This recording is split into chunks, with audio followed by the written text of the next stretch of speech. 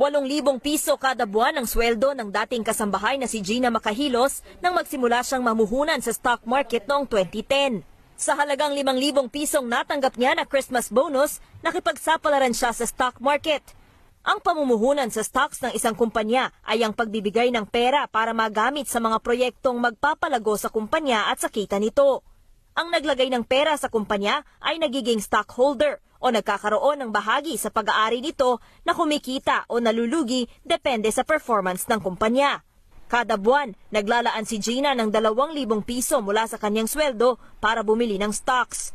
Ginagabayan naman siya ng kanyang amo kung aling stocks ang dapat bilhin. Makalipas ang 7 taon, umabot ang pera ni Gina sa stock market ng higit 1 milyon. Siyempre at first ma'am kasi maid po ako. Siyempre yung stock market pang feeling pang mayaman. Kahit mahirap yung buhay at sweldo, kung basta may discipline,